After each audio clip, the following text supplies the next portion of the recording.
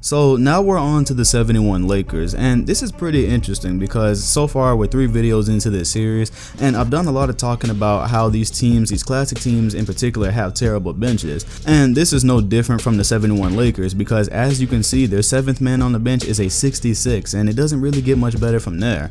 Now, what I will say is, don't let this discourage you. If you're one of the people who haven't been using classic teams online, do not let the lack of a bench discourage you, because this 71 Lakers team is probably the best team I've used up to this point that doesn't have a bench.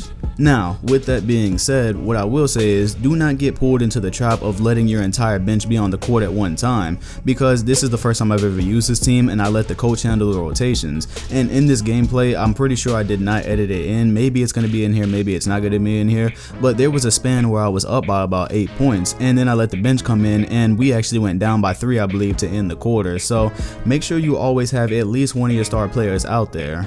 So, about how you actually use this team. Well, the first thing I'm going to say is Jerry West is not a joke in this game. He's a great two-way point guard. Do not let the size fool you, because this guy is using the Denver Nuggets and he really thought he was going to get over on me with Allen Iverson. And Jerry West racked up the steals. He is really good at forcing turnovers. He's really good to use in a double team, because double teams are very effective in this game anyways. So if you have one with Jerry West, it's going to be really good, and you're going to see that that's actually a key closer to the end of this game. On top of that, his offense is amazing. So this guy, a couple of times you're gonna see he made the mistake for some reason leaving Jerry West wide open from the 3-point line, and I think I only missed about 1 shot with him. He's also a really good finisher at the rim, and this is great because you have Wilt Chamberlain on this team. So what I'm gonna say is, if you ever venture out to use the 71 Lakers, make use of the pick and roll between Jerry West and Wilt Chamberlain. What you have there is 2 dominant offensive players, so if Wilt Chamberlain is left under the rim, that's gonna be a dunk, and with Jerry West you can really use that to get creative with creating space.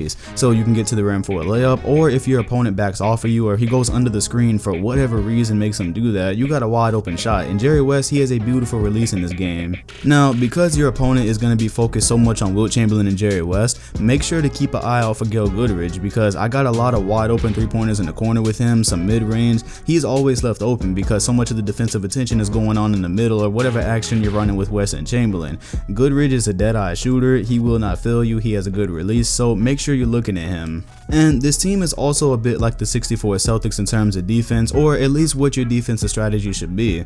So for Wilt Chamberlain, I believe it says he's a rim protector. We already know this, but his specific attribute in 2K was rim protector, and you can float around on defense with him and stop a lot of the points from coming into the paint. In this gameplay, I had a monster block towards the beginning, I'm pretty sure you already saw, but you want to play a lot of your defense with him and Jerry West, because you can catch a defender lacking a lot of times, and West can, he has quick hands, so if you're going to press square, it might not turn into a foul. You can poke the ball away, you can get to the other side of the court for an easy bucket. Now, the one player I actually didn't figure out on this team is Elgin Baylor, and it's awkward because if you use the, I believe it's 64-65 Lakers, on that team Elgin Baylor is in his prime, and I'm pretty sure he's dominant there. I'm gonna get around to using that team. I went ahead and skipped him because without Wilt Chamberlain, that team is probably hell. I don't even want to imagine the amount of 60s that are probably on that team. But anyways, on this squad, I didn't really do too much with him in this gameplay. I might have had an open mid-range shot that I would try with him, but he's just not really much ranked at 77. It's not what you would think with Elgin Baylor. So as you can see, with about a minute left, I'm down by 5 points, and I was really able to screw this guy up with my defense because, like I said, double teams are really effective, and they're especially effective when you have Jerry West doing them. So with here, I was able to make him lose the ball multiple times with Allen Iverson, because that's just how damn good Jerry West's defense is. I got him lacking on the ball handling a couple of times, and I was able to make a comeback. You even see specifically where I was down by 1 point, I actually got the steal with Jerry West, and he fouled me to prevent the layup, which he really shouldn't have done because I don't think I had a great fast break going there. So for the last few plays of this game, because I'm pretty sure this is going to get pointed out in the comment section, I just got saved by this guy, I guess not knowing Carmelo Anthony's release.